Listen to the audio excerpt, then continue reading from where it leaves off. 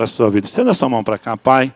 Nós te louvamos pelo privilégio que temos de termos acesso à sua palavra, o teu agir em nós. E nós colocamos, Pai, nossas vidas no teu altar. Deus, que privilégio que podemos receber a tua palavra, temos acesso à tua palavra e ser um instrumento da tua graça. É isso que o Márcio precisa de ti nessa noite. Que a graça, o teu favor, Deus, a unção de sabedoria, de graça, venha sobre a vida dele e prepare, Senhor, o nosso coração como terra fértil para ouvir a sua palavra e entender que o Senhor tem um destino, um propósito para cada um de nós que estamos aqui nessa noite. Te damos honra e glórias e louvor em nome de Jesus. Amém. Boa noite, queridos. Graça e paz. Amém. Que bom estar aqui novamente. O pastor Milton pediu para eu falar as mesmas palavras, contar as mesmas histórias que contamos de manhã. É um desafio, né? Os meus filhos falaram: pai, se o pastor americano, David Bonilla, estivesse lá te ouvindo, você ficaria com vergonha? Eu falei: eu nem pregaria. E eu nem sabia que o pastor Ari estava aqui, daí que eu não viria de uma vez. Então, é uma honra estar com vocês aqui. O pastor Ari e a pastora Rose são inspiração para nós, com todas as histórias de missões. Vocês já devem ter ouvido as histórias deles.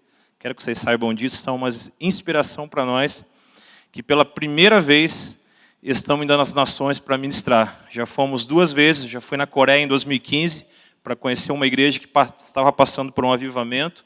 Já fui no Cairo também conhecer uma igreja em 2013, mas para ministrar é a primeira vez. Então contamos com suas orações. Realmente que o único corona que a gente traga de lá seja o chuveiro, né? Corona. Quem tem chuveiro corona aí? Em nome de Jesus, nada além disso. Mas, querido, que bom que você está aqui hoje.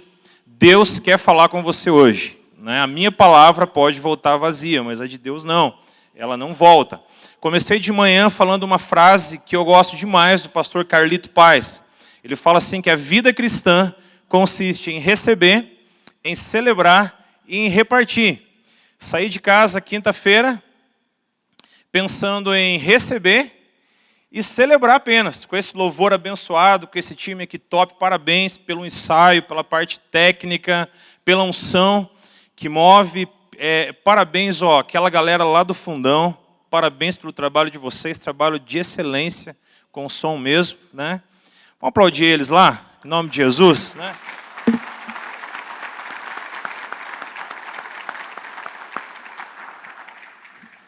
Eu sou dessa praia de música, de som, ou melhor, era, né? Então, sei que é um desafio, mas é benção. Vocês escolhem 100 vezes mais ainda em vida tudo aquilo que vocês semeiam no reino de Deus. Eu estava falando que vim para receber e para celebrar. O mês passado, o pastor Milton e a pastora Vivi nos visitaram em Paranaguá. E eles foram para compartilhar, para ministrar. Mas nós tínhamos outros planos para eles. Nós queríamos que eles recebessem também. E à tarde nós havíamos programado para eles um passeio de barco, para conhecer a Baía de Paranaguá, passar pelo porto, ver os golfinhos, né? Um passeio assim, muito interessante, muito legal. Só que o pastor Milton não foi de terno e gravata, mas eles foram bem alinhados, né? Eu falei: pastor Milton, eu te empresto uma bermuda, e ele colocou uma bermuda lá, uma camiseta. A Lilian também prestou para a pastora Vivi. Só que eu fiquei na desvantagem, porque a camiseta dele não serve para mim hoje, né? Então, mesmo assim, nós aceitamos o desafio, né? Estamos aí para compartilhar aqui essa noite. Queria que você fizesse assim comigo, falasse assim: a vida cristã consiste em receber. Quantos têm certeza que vão receber algo de Deus aqui nessa noite? Fala glória a Deus. Glória a Deus. Amém? A vida cristã, ela consiste também em celebrar. Quantos estão celebrando, estão alegres nesta noite por estar na presença de Deus? Fala amém. Amém. Agora eu quero que você pegue na mão da pessoa que está ao teu lado e fala assim: a vida cristã consiste em repartir. Fala assim: realmente, a minha pizza será minha após esta reunião. Amém? Mas, queridos, gosto muito dessa frase. Para mim, essa frase resume a nossa história como igreja. Para mim, essa história resume a nossa história como discípulos do Senhor. A vida cristã consiste em receber, em celebrar e em repartir. E nós estamos aqui para vivenciar isso. Comecei de manhã também contando uma história que reflete muito o meu amor pela palavra de Deus e uma história assim que me impactou demais, uma pesquisa que trouxe um grande impacto à minha vida. Alguns meses atrás aí começou a rodar nas mídias sociais dos pastores, eu faço parte de alguns grupos de pastores, e começou a rodar uma pesquisa feita pelo John Bevere. Uma entrevista feita pelo John Bevere, porém, uma pesquisa feita pelo Centro de Engajamento Bíblico dos Estados Unidos, sobre a Palavra de Deus. Eu sei que todos nós que estamos aqui amamos a Palavra de Deus. Em novembro do ano passado, chegou à minha mão uma Bíblia do Jesus Cop, do Douglas Gonçalves, né, fazendo propaganda para ele aqui, onde havia um desafio de você fazer a leitura bíblica em 90 dias. Mesmo que você falhe um dia ou outro, o importante é 90 dias. E aquilo me empolgou, aquilo me desafiou. E eu comecei a ler nessa perspectiva, dava mais ou menos 20 capítulos por dia, e essa leitura foi enchendo meu coração, foi trazendo avivamento, foi trazendo mais certezas, foi reafirmando algumas coisas que nós já conhecíamos. E sabe, queridos, a palavra de Deus é um desafio. Mas olha que interessante essa pesquisa do Centro de Engajamento Bíblico dos Estados Unidos. Foi feita com 40 mil pessoas de 8 a 80 anos. Eles queriam apenas ver como as pessoas estavam interagindo com as Escrituras. Se as pessoas lá nos Estados Unidos estavam de fato lendo a Bíblia, lendo a palavra, como que estava o amor, a paixão pela palavra, a proximidade da palavra. E eles descobriram algo que se tornou assim a razão do estudo. Olha que interessante isso.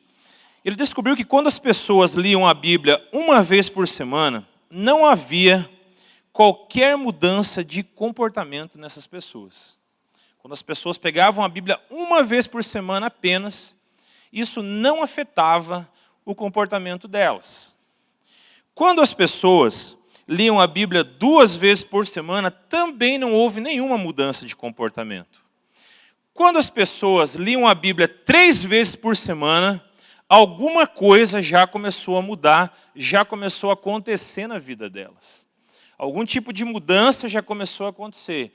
Agora, olha que interessante, quando as pessoas liam, ou as pessoas que liam a Bíblia 4 vezes por semana, um grande impacto aconteceu nessas pessoas, na vida delas, e eles começaram a estudar mais profundamente quais foram as mudanças, o que aconteceu com elas, né? O sentimento de solidão caiu 30%.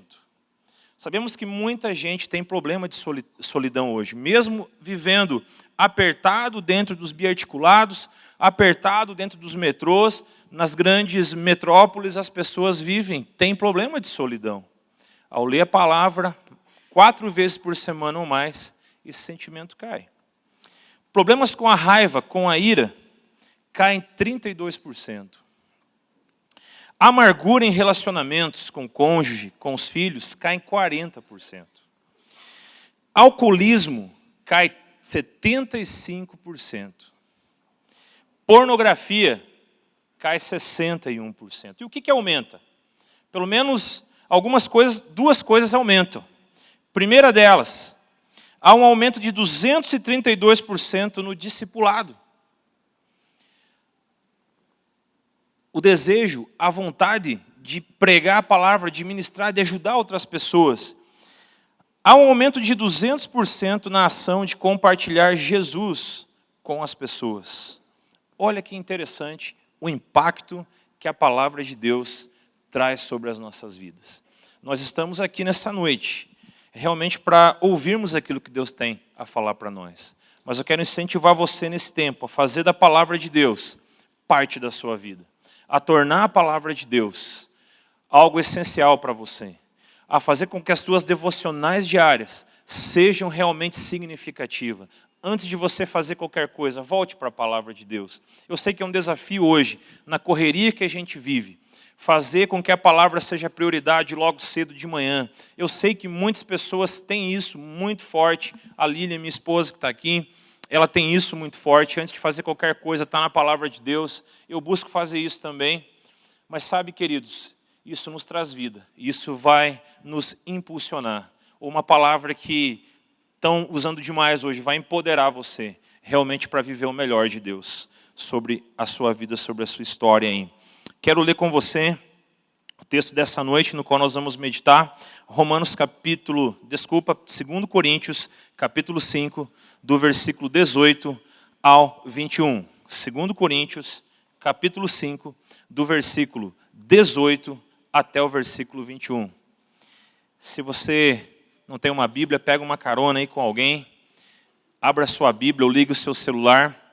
2 Coríntios 5, do 18 até o 21. Nós vamos estar transmitindo aqui no Data Show também. Essa Bíblia, essa tradução Nova Almeida Atualizada, quando ela foi traduzida e preparada, os tradutores pensaram em uma Bíblia que tivesse fluência para ser lida em voz alta. Então, essa é uma Bíblia muito interessante de lermos em voz alta. E eu queria ler 2 Coríntios, do 5, do 18 até o 21. Eu queria ler com você. Enquanto nós estivermos lendo, eu vou tentar olhar para você. Quem não estiver lendo junto, eu vou trazer aqui na frente para cantar um corinho. Ok? Então, vamos lá. Vamos ler juntos? Ora, tudo isso provém de Deus, que nos reconciliou consigo mesmo por meio de Cristo e nos deu o ministério da reconciliação. A saber, que Deus estava em Cristo reconciliando consigo o mundo, não levando em conta os pecados dos seres humanos e nos confiando a palavra da reconciliação. Portanto, somos embaixadores em nome de Cristo, como se Deus exortasse por meio de nós. Em nome de Cristo, pois, pedimos que vocês se reconciliem com Deus. Aquele que não conheceu o pecado, Deus o fez pecado por nós, para que nele fôssemos feitos justiça de Deus. Eu queria continuar só alguns versículos, só entrar no capítulo 6, por quê? Porque na teologia paulina, na teologia do apóstolo Paulo, sempre que ele ia falar sobre um princípio, sempre que ele ia estabelecer um princípio, ele estabelecia esse princípio sobre as escrituras do Antigo Testamento. Você que é líder de célula, você que é um estudioso, um pregador da palavra, perceba, sempre quando Paulo vai ensinar um princípio à igreja, ele baseia o seu ensino numa escritura do Antigo Testamento. E nós, na qualidade de cooperadores com ele, também exortamos a que vocês não recebam em vão a graça de Deus. Porque ele diz, agora ele vai citar o texto, ele vai citar a escritura do Antigo Testamento, isso é Isaías 49, no qual ele vai basear tudo que ele está falando antes e depois. No tempo aceitável, escutei você, e no dia da salvação, eu o socorri. Eis agora o tempo oportuno, eis agora o dia da salvação. Esse texto nos fala claramente que nós vivemos no tempo da oportunidade. A oportunidade de entendermos a palavra de Deus, a oportunidade de vivermos a reconciliação, a oportunidade de vivermos o perdão, a oportunidade de caminharmos na graça. Querido, eu quero dizer para você nessa noite que é uma graça que acompanha você, desde o momento que você era uma substância ainda informe no ventre da sua mãe. Eu quero dizer para você o que a palavra diz sobre você, que Deus já conhecia você, que Deus estava com você, que uma graça acompanhou você durante todos os anos da sua vida, que Deus cuidou de você a cada momento, nos momentos de dor ou nos momentos de alegria. O cuidado dele estava sobre a sua vida, o amor dele estava sobre a sua vida. Há uma graça que nos acompanhava, queridos, quando éramos inimigos ainda. Esse texto fala, e o meu tema nesta noite é reconciliação, ou o ministério da reconciliação. E sabe, queridos, a palavra declara que nós somos reconciliados porque nós éramos inimigos. Toda intenção do homem para se chegar a Deus produz religiosidade. E toda intenção de Deus de se chegar ao homem produz relacionamento. Porque a intenção de Deus, desde Gênesis 3, a intenção de Deus, desde Adão e Eva, foi trazer relacionamento. Quando Adão e Eva se afastaram de Deus, a primeira coisa que eles tentaram fazer, o primeiro ato deles foi um ato religioso, de se esconder. O ato de criar alguma coisa humana a partir de si mesmo. E esse é o grande perigo da nossa cultura atual. Homens tentando criar coisas a partir de si mesmo. Eles tentaram a partir de si mesmo criar algo para se esconder de Deus. Mas quando Deus vem com a graça dele, quando Deus vem com a glória dele, quando Deus vem com tudo que ele é, Deus chega para o homem e ele não pergunta o que você fez. Deus pergunta assim, onde você está? Em outras palavras, aonde o que você fez te levou. E o lugar para onde todas as atitudes daquele homem que pecou levaram ele foi para longe de Deus. Alguém disse que o problema do inferno não vai ser a chama eterna que vai queimar para sempre, mas vai ser que Deus não está lá. Vai ser a ausência de Deus naquele lugar. Eu quero ler com você agora Romanos, capítulo 5, a partir do versículo 6. Vou ler do 6 em diante. Porque Cristo, quando nós ainda éramos fracos, morreu a seu tempo pelos ímpios. Ímpios significa pessoas sem Deus. Dificilmente alguém morreria por um justo. Embora por uma pessoa boa, talvez tenha coragem para morrer. Mas Deus prova o seu próprio amor para conosco, pelo fato de Cristo ter morrido por nós, quando ainda éramos pecadores. Logo, muito mais agora sendo justificado pelo seu sangue, seremos por ele salvos da ira. E aí vem o verso 10. Porque se nós, quando inimigos, nós éramos inimigos, por que nós fomos reconciliados? Por que precisamos de reconciliação? Porque nós não éramos apenas pessoas boazinhas, nós éramos inimigos de Deus. E ali está escrito que quando inimigos fomos reconciliados com Deus, isto é, reconectados com Deus, mediante a morte do seu Filho, muito mais, estando já reconciliados, seremos salvos pela sua graça. Então, nesta palavra, eu quero passar por 3 momentos, 3 pontos. Primeiro, a nossa posição como inimigos de Deus. Segundo, a obra de Jesus na cruz por nós. E terceiro, o que isso vai desencadear em nossa vida? O que vai acontecer conosco depois de sabermos e vivenciarmos tudo isso que Deus preparou para nós? Então, a primeira coisa que eu quero trabalhar nesse texto, assim como Paulo trabalha aqui em 2 Coríntios 5:18, é esse tempo em que éramos inimigos. O versículo 12 de Romanos 5 diz assim: portanto, assim como por um só homem entrou o pecado no mundo, e pelo pecado veio a morte, assim também a morte passou a toda a humanidade, porque todos pecaram. Neste texto, a morte não fala de fim da existência. A morte aqui fala sobre a separação de Deus, o estado do homem, de eu e você estarmos distantes de Deus. Quando nós estamos afastados de Deus, quando nós estamos separados de Deus, isso é morte. Nós podemos estar no estado de morte agora. As pessoas que não têm Jesus estão no estado de morte agora. Isaías 59:2 fala que os nossos pecados fazem separação entre nós e Deus. Se eu tentar me comunicar com alguém que está do outro lado dessa parede, eu vou ter muita dificuldade, porque o som vai chegar muito fraco.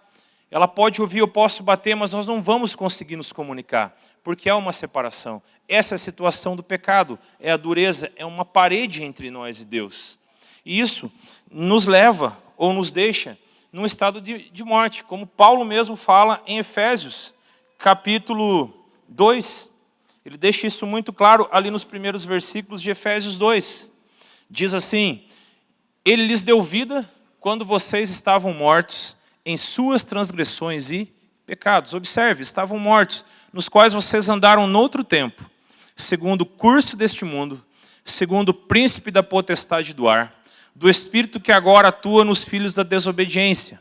Algo que eu comentei de manhã, estava pensando sobre isso ontem, e lendo algumas coisas sobre isso. Por que nós, como crentes, não pulamos carnaval? Queria que você olhasse para quem está do teu lado e faz uma pergunta para ele: irmão, por que a gente não pula carnaval? Pergunta aí para ele. Vê o que ele responde para você aí. Imagina se ele fala: não, eu pulo, é tranquilo para mim, né? Daí já põe as mãos sobre ele e é expulso, né? Por que nós não pulamos carnaval como crente? Ou outra pergunta: eu trabalho numa instituição musical, numa instituição cultural, na verdade, que ela não é evangélica. E surgem algumas perguntas, por exemplo, por que que nós não pulamos carnaval? Isso é cultural. Isso é cultural, isso é do Brasil, é uma identidade do nosso país. Então, são inúmeras perguntas, são inúmeras respostas, eu sei que você tem inúmeras. Eu vou mostrar 2 aqui, que eu pensei sobre isso. Por que nós não pulamos carnaval? Gente, primeira coisa, vamos começar pela etimologia da palavra. Carnaval vem do latim, né? Carnem levare, que significa abster-se da carne. Abrindo parênteses, eu acho que é importante falar sobre isso, porque talvez algum primo, algum irmão, algum parente, alguém próximo a você que não é da igreja, pergunta, por que vocês não pulam carnaval? E a gente já tem uma pequena base, um pequeno caminho para mostrar. Então, a primeira razão para mim é histórica. Então, a palavra carmen, ou carnem levare, significa abster-se da carne. Segundo a teologia católica medieval, esse era um tempo onde eles vinham a se abster, né? Eles faziam abstinência de carne, porque eles já pensavam na morte de Jesus na Páscoa, eles não comiam carne. É um período, você que era católico sabe, eu fui católico até os 12 anos, chamado de quaresma. Só que o grande problema reside no fato de, depois dessa decisão, eles partiram para a junção de outras religiões, de outros pensamentos e de outras filosofias. Nós chamamos isso de sincretismo. Misturaram um monte de coisa, né? E entre elas, poderia falar de várias coisas. Uma delas é a festa conforme a adoração de um deus chamado Baco. Esse deus Baco é o deus do vinho e é o deus dos excessos, das orgias. Excessos, imoralidade, excessos, prazeres e etc., também conhecido como Momo. Como fala o pastor Francisco, alô? Alguém conhece aí? Alguém lembra do Momo? Então, nós percebemos que só pela história nós já temos motivos para não pular carnaval.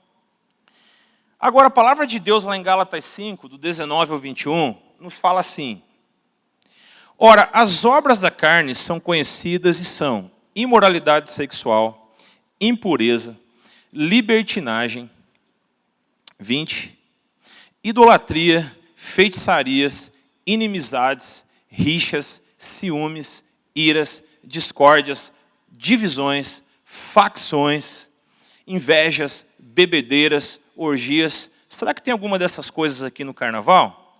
Sim ou não?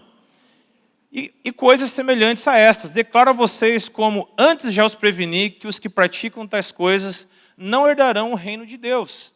Então aqui é um motivo bíblico e é um motivo histórico. Nesse tempo, nós sabemos que a maioria das igrejas evangélicas elas surgiram no Rio de Janeiro, né, bem no centro, naquele ambiente onde o carnaval era muito forte, era o centro cultural do Brasil. Então eles não conseguiam entrar nas avenidas e nas ruas para ir às igrejas. E na época de carnaval surgiram os retiros espirituais. As pessoas se retiravam não para fugir do carnaval naquele primeiro contexto, mas porque eles não conseguiam chegar naqueles centros, naqueles lugares onde eles festejavam. Outros grupos foram mais ousados, eles receberam uma palavra de Deus dizendo, não, nós vamos ficar aqui e nós vamos fazer evangelismo nesse tempo, como eu fazia quando nós tínhamos a igreja em Antonina. Nós pastoreamos um tempo em Antonina e a nossa igreja ficava pelo menos a 3 quadras do carnaval. Nós nos juntávamos com uma galera da Jocum, conseguíamos mais de 2.000 garrafinhas de água, montávamos um alojamento perto do carnaval, perto da avenida, e começávamos a distribuir água para as pessoas. Uma vez, 180 pessoas aceitaram Jesus, e a gente tem históricos de que algumas delas se tornaram até obreiros, outras pastores, frutos daqueles impactos que nós fazíamos. A cada 200 pessoas que nós abordávamos em Antonina, pelo menos umas 170, 150 eram aqui de Curitiba. Muito pouca gente lá do litoral, até porque há uma cultura, né, onde as pessoas desciam para curtir o carnaval lá no litoral. Mas tudo isso, queridos, toda essa história, mostra para mim e para você que nós éramos inimigos de Deus, com práticas que eram totalmente contrárias à vontade dele e aquilo que ele estabelece como padrão e princípio de vida cristã. Agora, continuando, ali mesmo em Efésios, no capítulo 2, versículo 14 a 16, nós vemos a obra que Jesus fez, quando nós éramos inimigos. Está escrito aqui, porque ele é a nossa paz. De 2 povos ele fez um só, e na sua carne derrubou a parede de separação que estava no meio, a inimizade. Nós vivíamos num contexto de inimizade relacionado a Deus. Cristo mesmo aboliu a lei dos mandamentos na forma de ordenanças, para que dos dois criasse em si mesmo uma nova humanidade, fazendo a paz. E olha a nossa palavra-chave aqui, fala comigo, e reconciliar-se ambos em um só corpo com Deus por meio da cruz, destruindo a inimizade por meio dela. Então havia uma inimizade entre nós e Deus. Não éramos apenas pessoas boas. Tantas pessoas a gente recebe em nossas comunidades, vindo de inúmeras religiões, e o argumento é, mas nós somos pessoas boas. Nós somos pessoas boas, nós praticamos boas obras, sim. Mas a Bíblia fala que quando nós não temos Jesus, quando nós estamos distante de Jesus, nós somos inimigos de Deus. Jesus falou algo que parece um pouco contundente para a nossa geração. Ele falou assim, quem comigo não ajunta, espalha. Então quem não estava no mesmo caminho, na mesma direção, estava espalhando aquilo que ele estava juntando. Lá em Colossenses capítulo 1, versículo 20, Paulo continua falando sobre esse mesmo momento, sobre esse mesmo princípio, e que havendo feito a paz pelo sangue da sua cruz, por meio dele, reconciliasse consigo mesmo todas as coisas, quer sobre a terra, quer nos céus. E vocês que no passado eram estranhos e, fala comigo, inimigos, no entendimento, pelas obras más que praticavam. Agora, porém, ele os reconciliou no corpo da sua carne, mediante a sua morte, para apresentá-los diante deles santos, inculpáveis e irrepreensíveis. Eu que era inimigo. Vamos pensar no inimigo de Deus, vamos pensar em Paulo. Paulo era inimigo.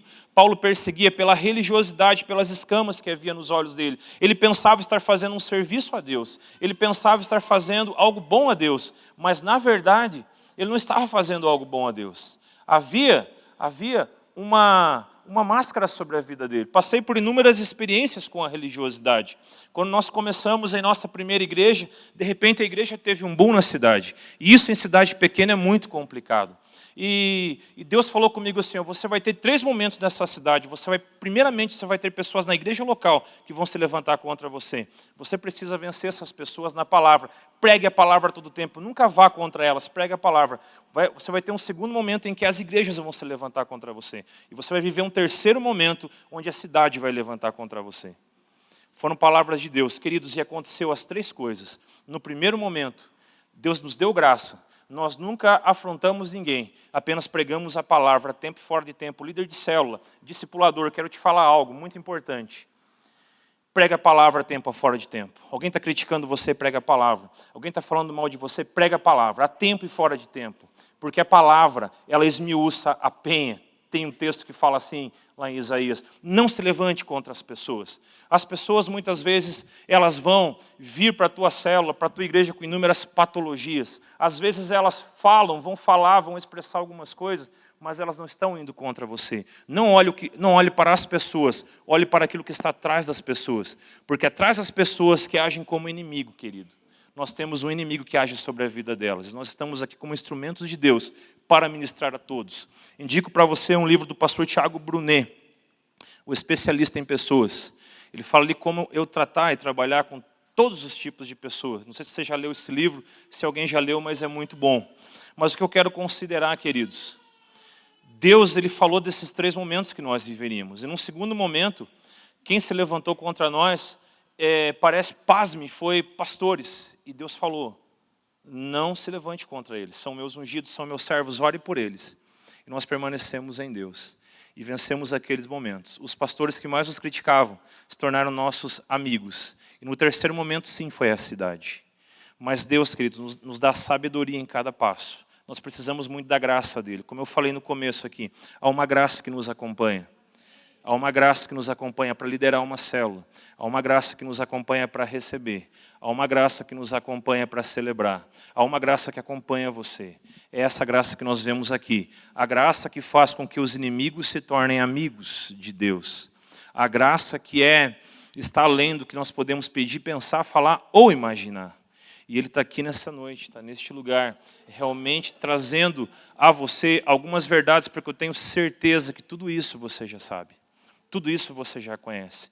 Então, ele afirma isso, mas Eu gosto demais de repetir coisas porque eu vejo algumas declarações de Paulo que me impactam demais lá em 1 Coríntios 15. Ele dá um resumo do Evangelho, é um verdadeiro resumão do trabalho de Jesus. Olha só, irmãos, 1 Coríntios 15, 1.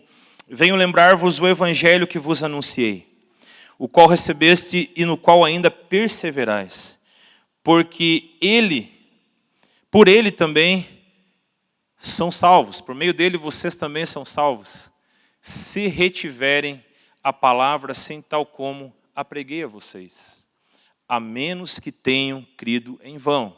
O 3, por favor.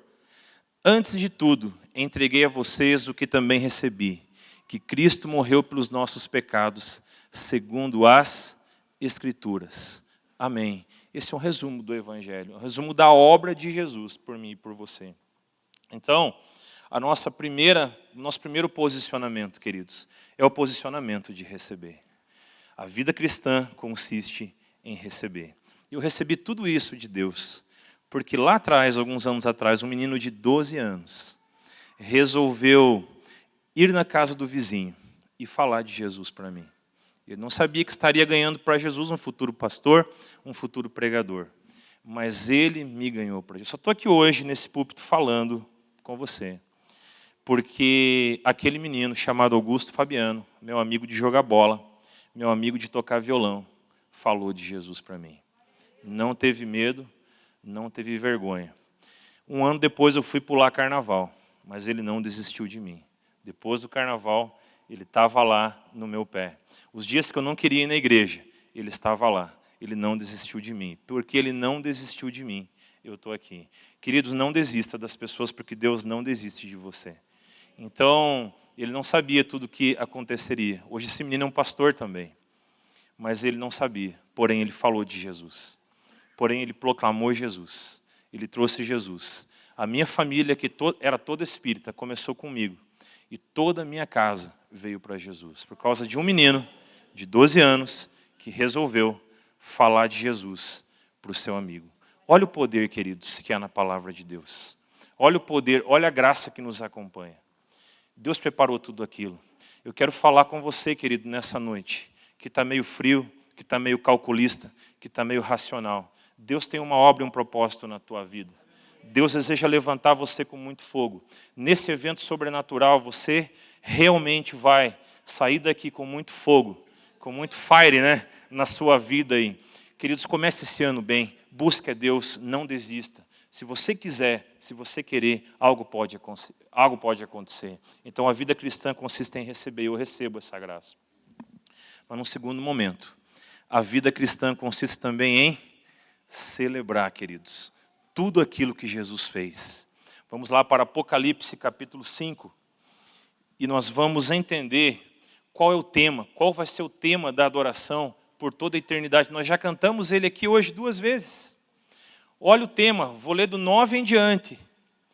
E cantavam um cântico novo, dizendo: digno és de pegar o livro e de quebrar os selos, porque foste morto, e com o teu sangue compraste para Deus os que procedem de toda tribo, língua, povo e nação. Já vou continuar. Alguém perguntou para mim: pastor, mas vocês vão para a China com toda essa situação? Eu falei assim: amigão, eu vou te responder com uma frase do Carlos Stude, que era um grande jogador de cricket, seria um grande jogador de futebol na nossa cultura, rico pelo talento que ele tinha com o esporte. E chegou um momento que ele conheceu Jesus, ele passou numa igreja e tinha uma placa lá: canibais precisam de Jesus. E ele respondeu aquele apelo. E naquele momento ele disse uma frase que se tornou muito comum na Missão Amém, missão da qual nós fizemos parte por um tempo. Ele disse: se Jesus Cristo é Deus e morreu por mim, nenhum sacrifício que eu faça por amor a Ele será grande demais.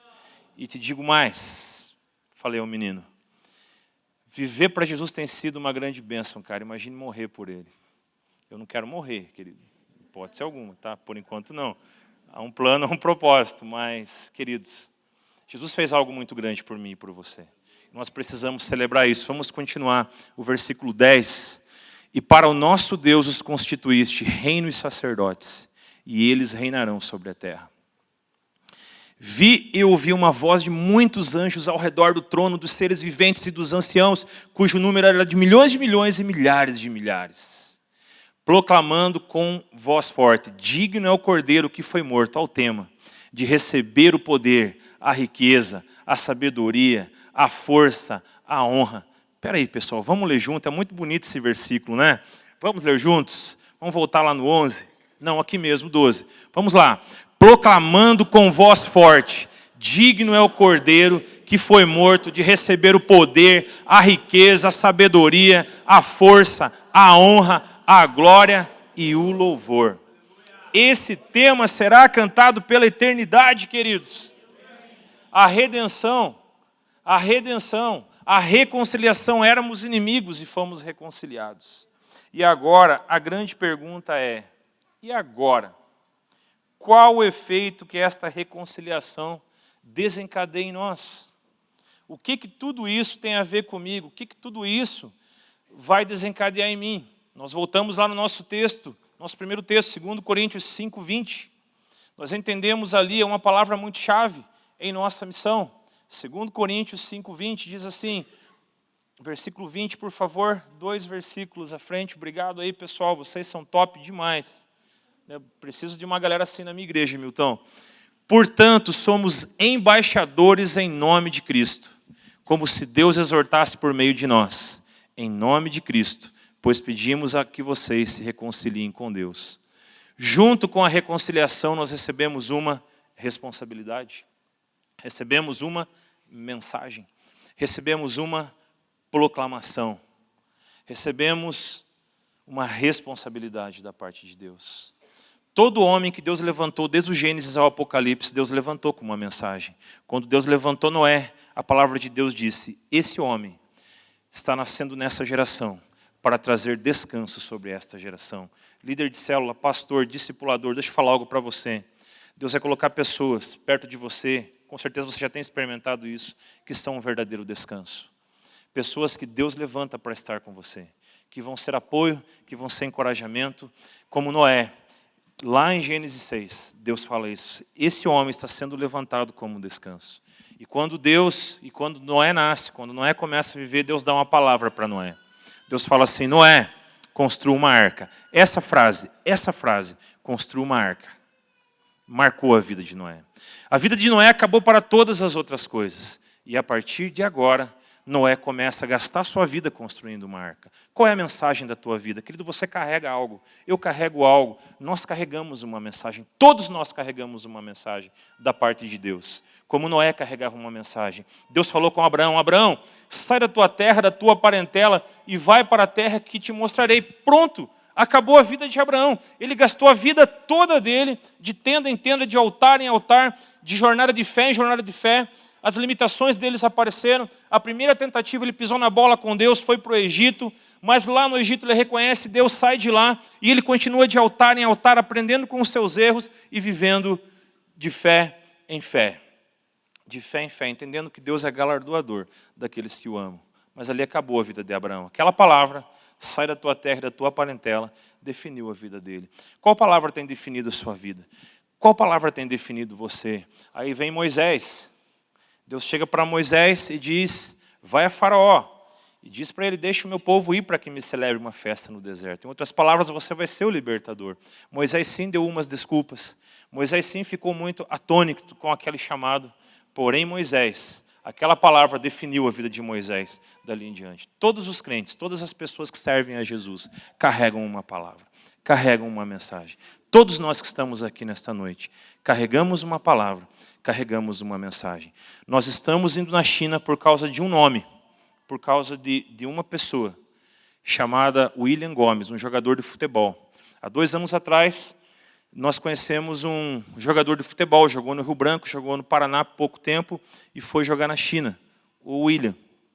E ele disse para mim: a Lilian, comemos algumas vezes juntos, eu, a Lilian, o William, a Amabile, e o William disse assim: pastor, tem surgido uma conexão muito forte entre nós e nós gostaríamos de ser discipulados por vocês. E nós começamos a discipular o William, começamos a caminhar com ele, já servia Jesus. Ele é um jogador de futebol, queridos. Mas sabe qual que é a maior paixão dele? Jesus. Ele está lá na China. Ele foi artilheiro do campeonato lá esse ano passado. Mas eu não vejo nas mídias dele. Ele foi o artilheiro, tal, essas coisas, não. Jesus. Sempre Jesus. É um servo de Deus. O William estava de férias agora, alguns dias atrás. Ele estava lá na Filipinas fazendo missões. Ele estava no tempo livre dele. Ele vai lá cuidar do orfanato na Indonésia. Porque ele entende que a profissão dele, queridos, é um lugar para ele glorificar a Deus. O lugar que Deus te plantou, queridos, o lugar que Deus te plantou, é um lugar muito especial para ele. Porque você é um agente dele naquele lugar. Sabe, queridos, Deus tem muitas promessas na minha vida. Eu trabalho numa instituição, numa escola de música, chamada Filarmônica Antoninense. Eles têm uma orquestra, talvez você já tenha até visto em alguns lugares, é uma instituição muito séria, de muito respeito, em Antonina, em Paranaguá. E às vezes, queridos, eu estou lá dando aula de musicalização infantil, ensinando as primeiras notas musicais para aqueles meninos, para aquelas crianças de ensino médio e ensino fundamental. E eu penso assim, tudo que Deus prometeu para mim. Mas naqueles momentos ele fala, Márcio, seja fiel aqui. Seja fiel com essas crianças aqui. Seja fiel no pouco. Seja fiel nesse momento aqui com eles. Seja fiel ensinando música a eles. Sabe, queridos, hoje eu estou aqui falando para talvez umas 500 pessoas ou mais. Mas sexta-feira eu vou estar lá com uma turma de 4 alunos. Depois de 5 alunos, um dia todo, turmas após turmas de música. Mas eu sei que eu estou lá por um propósito. Eu já tenho visitas para ir, famílias para visitar por causa daquele lugar. Então, talvez você esteja se perguntando nessa noite. Há tantas promessas para a minha vida, mas eu estou aqui nessa empresa. Faz tempo que eu não recebo promoção. Sabe, queridos, é um tempo de Deus na tua vida. Não desista. Esses dias tinha um menino da igreja lá reclamando que ele não recebeu uma promoção. O Espírito Santo falou para mim assim, ó, vai, fale para ele que ele entendeu errado. A primeira promoção que eu vou dar para ele não é na terra, é no céu. E a promoção do céu vai gerar na vida dele uma promoção da terra. Ele só não entendeu. Querido, olha para mim, você só não entendeu. A tua primeira promoção está acontecendo lá no céu. Daqui a pouco, a promoção da terra virá. Queria que você fizesse aquela cara assim de profeta de Deni Bonilla e olhasse para quem está do teu lado aí e falasse assim, não se preocupe. A tua promoção está acontecendo no céu. Logo depois, você será promovido na terra. Em que área? Não sei. Por que eu estou falando isso? Não sei, de manhã eu não falei. É porque você está aqui. Então, esse segundo ponto aqui, queridos, é tempo de celebrar. É um tempo de celebrar Jesus. Todo ministro de louvor, presta atenção, você que toca violão, aí, você que toca guitarra, vocês aí, que são das mídias, todos nós carregamos algo da parte de Deus. Às vezes, queridos, nós carregamos algo muito forte. Por exemplo, eles são muito fortes, a fé vem pelo ouvir. Se você ouvir mal aqui, talvez você não se converta. Olha a importância de vocês aí. Então, todos nós, ministros de louvor, carregamos uma mensagem. Carregamos um acorde, carregamos algo da parte de Deus. Um dia, Deus usou um ministro de louvor, e ele falou assim para mim, Márcio, eu tenho uma palavra para você. Mas Deus está me falando para ir lá na igreja, para a gente ter um tempo de adoração. Queridos, antes desse mover de Cirilo, antes do Cirilo é velho pra caramba, mano, né? Olha só, mano, aquele cara pegou um violão, estava só eu e ele na igreja, eu conhecia ele por alguns amigos, e aquele menino começou a fluir, e falou assim, Márcio, eu vejo que você vai ser um pregador, eu vejo que você vai viajar, eu vejo que você vai fazer isso, e tudo aquilo, queridos, não fazia parte da minha vida, nem sonhava, nem pensava com essas coisas. Mas Deus começou a usar aquele menino. Assim Deus usa vocês que têm um ministério na área da música. Assim Deus coloca uma canção. Deus talvez tenha te dado um tema, talvez o teu coração. Aliás, eu sinto em meu espírito que aqui há pessoas que têm o coração transbordando com um bom tema. Eu sinto que Deus tem dado composição para pessoas aqui. Não sei se falo do ministério de louvor, não sei se vocês compõem, não sei. Mas eu quero deixar essa palavra no ar aqui. Salmo 45:1. Meu coração transborda com um bom tema. O meu coração transborda com um bom tema. Tudo isso faz parte daquilo que Jesus conquistou por nós lá na cruz. Tudo isso faz parte daquela conquista. E agora, queridos, nós temos a responsabilidade de sermos agentes de paz nessa geração. Nós temos um primo, ele é lá da igreja do pastor Nelson, em Ponta Grossa, o Rodrigo. E o Rodrigo estava naquela fase, ouvindo Rush, ouvindo Black Sabbath e tantas músicas. Sabe aquele momento da adolescência, assim, que pinta o quarto de preto, né? Agora até a igreja a gente pinta de preto, né? Naquela época pintava o quarto de preto, né? Espero que a gente não vá para a segunda etapa, colar os pôsteres, né? Tá amarrado, não vai não, né? Mas ele estava com todos os pôsteres colados lá, assim, num ambiente oprimido, não saía do quarto. Aí tinha uma galera que tinha uma estratégia. Tinha um cara que tocava violão, outro ia para dar uma palavra e outro ia para orar. Só isso, queridos. Era um grupo.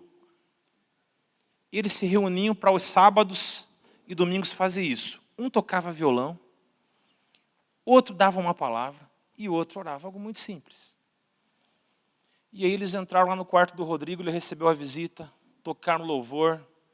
Queridos, o Rodrigo já estava chorando, já estava quebrantado.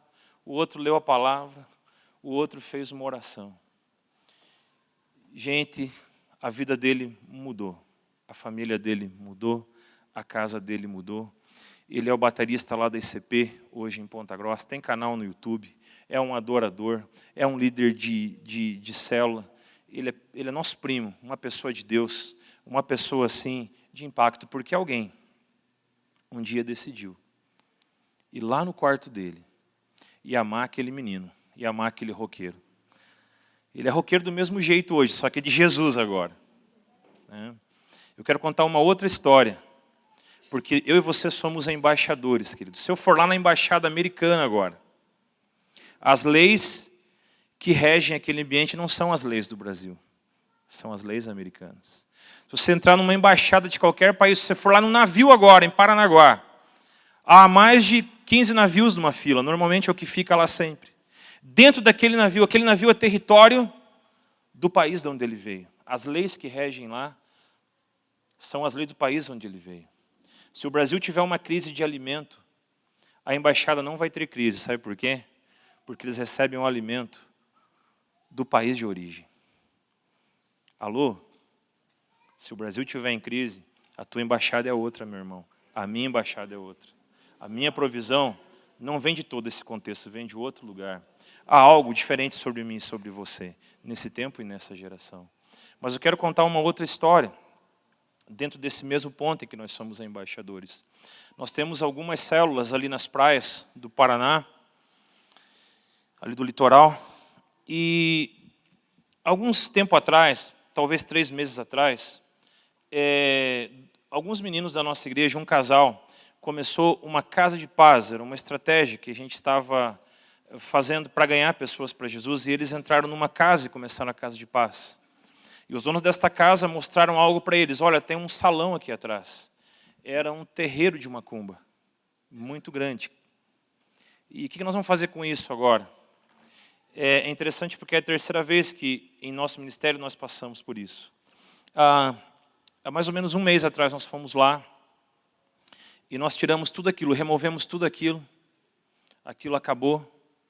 Aquele casal se entregou a Jesus totalmente. Batizamos eles. Vou fazer o casamento deles. Iremos fazer o casamento deles sábado agora, dia 29. E aquela ex-mãe de santo, aquele ambiente acabou. Hoje lá temos uma célula com 15 pessoas, bem estabelecida. Sabe por quê, queridos? Porque em nós, em mim e em você, há uma mensagem de Deus. Eu costumo dizer que igreja não tem concorrência e chamado não tem concorrência. Porque o chamado de Deus é pessoal, é irresistível e é intransferível. O chamado de Deus para a minha vida eu não posso transferir para você. E ele não concorre com você, porque o chamado de Deus para a minha vida ele é pessoal. Ele diz respeito a mim. O chamado de Deus é irresistível, sabe por quê? Porque quem me chamou foi Deus, eu não resisti.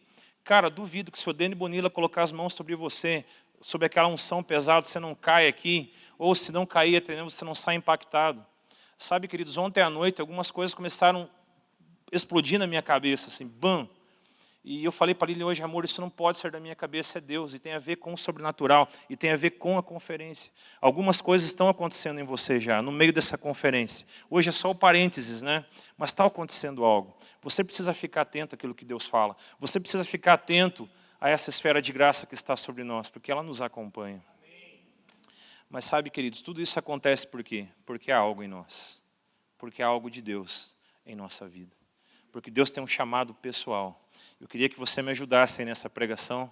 Faz aquela carinha de Deni Bonilla para a pessoa que está ao seu lado de novo e fala assim, o chamado de Deus em sua vida é pessoal, é irresistível e é intransferível. Querido, eu não posso transferir meu chamado para você. Eu não posso querer ser o pastor Luciano Subirá. Ele é minha inspiração. O pastor Milton é minha inspiração. Eu só posso falar te racho no meio, mas nunca vou falar igual ele. Né? Porque há um chamado em você. Você carrega algo, acredite nisso. Saia daqui crendo nisso. Você pode. Sim, porque há um chamado em você. Há algo de Deus em você. Amém? Você recebe isso para a sua vida? Então você é esse embaixador de Jesus. Embaixador dele. Então nessa noite, queridos, eu gostaria de orar por você. Eu gostaria de orar por você por alguns motivos muito especiais. Mas gostaria de orar por você naquilo que eu sei que eu posso pôr as mãos sobre você. Em algumas áreas são desafios para mim. Mas algumas áreas eu sei que eu posso abençoar você. Posso ministrar a sua vida. Quando nós estávamos lá na escola de missões, alguns anos atrás. Alguns anos, tipo 19 anos atrás. Deus, o meu líder, o nosso líder falava assim, eu quero contar a história para vocês de uma igreja que se reúne numa caverna, lá na cidade do Cairo, lá no Oriente. E lá no meu espírito, lá dentro, eu falava assim, um dia eu vou conhecer essa igreja. Mas todas as possibilidades exteriores, elas simplesmente não existiam. Mas lá dentro, lá no íntimo, eu falava assim, um dia eu vou lá. Em 2013 eu estava lá dentro daquela igreja. 23 mil pessoas, assim, falei, uau. Nós vamos fazer uma viagem missionária agora. O Márcio de 1 ano atrás nem imaginava isso. O Márcio de 2 anos atrás jamais passaria pela minha cabeça. Por isso eu quero orar nessa noite, por você que tem sonhos aí no seu coração. Coisas que estão guardadas só com você. Coisas que dizem respeito a uma vida extraordinária. Pastor, eu vivo uma vida ordinária hoje. Eu também vivo. Vivo uma vida ordinária hoje. Ordinária que eu falo é uma vida de segunda a sexta. Eu vivo uma vida muito tranquila. Eu não vejo nada para acontecer. Mas você sabe que você tem um chamado. Há um desejo no seu coração de fazer um passaporte. Há um desejo no seu coração por missões. Quando você ouve alguém falar de missões, algo queima no seu coração. Isso está aí ainda. É Deus que tem colocado isso aí dentro do seu coração. É Deus que tem te dado esse chamado. Às vezes, alguma coisa começa a queimar no seu coração. O pregador fala, há promessas. E às vezes algumas coisas machucaram você e tiraram isso do foco. Tiraram você do rumo. Mas nessa noite, Deus quer realmente mover algo aí especial no seu coração, nessa área. Então, enquanto nós cantamos aqui, adoramos Jesus, celebramos aquilo que Ele está fazendo, eu quero convidar você a se colocar em pé. E se essa palavra tocou em você, dessa forma que nós estamos falando, eu queria convidar você nesse tempo, queridos, a sair do seu lugar e a vir aqui na frente. Amanhã vai acontecer um apelo, mas será o apelo de amanhã. Ontem aconteceu o apelo de ontem, mas o apelo de agora você não vai ter mais. Sem a presença de Deus, queridos, o nosso futuro será apenas a repetição do passado. Sem a presença de Deus, o futuro será apenas a repetição do passado. Mas com a presença de Deus, o novo de Deus virá sobre sua vida. Alguns dias atrás nós tivemos o Descende. Se você entendeu bem, o Descende é um evento onde impulsiona jovens, impulsiona adolescentes a ir além, a serem enviados, a ir às nações. Sabe, queridos, Deus está chamando realmente a igreja brasileira nesse tempo, Não importa quanto está o dólar, não importa se tem peste, se tem doenças, Deus os protegerá, Deus os dará graça, Deus os levará. Deus é poderoso para fazer infinitamente mais além de tudo aquilo que pedimos, que pensamos e que imaginamos. Eu sei que o pastor Ari, a pastora Rose tem essa unção, pastor Milton, pastora Vivi, a Lili. Nós queremos ministrar a vocês. Os pastores dessa casa, nós queremos impor, eu sei que essa unção está sobre a vida de vocês. Eu sei que vocês podem impor as mãos sobre eles e declarar essa unção e ministrar essa unção. Nesse ambiente de louvor, nesse ambiente de adoração, vamos preparar um ambiente de honra para que Deus possa fazer aquilo que Ele quer fazer por completo aqui essa noite. Pastor, eu não tenho chamado missionário, mas você tem um trabalho, você tem uma empresa, você está plantado no lugar. E a minha palavra para você é que a palavra de Deus floresça no lugar onde você tem sido plantado. Floresça no lugar onde tem sido plantado. Deixa essa unção tocar em você. Deixa essa unção ministrar você. Deus vai usar você amanhã. Deus vai usar você essa semana. Você vai orar por pessoas. Você vai tocar em pessoas. A tua família se converterá. Quem da tua família pulou o carnaval esse ano, não pulará o ano que vem. Porque algo em você está mexendo com a vida deles. Esse é o nosso tempo, queridos. Deus está aqui. Deus está aqui.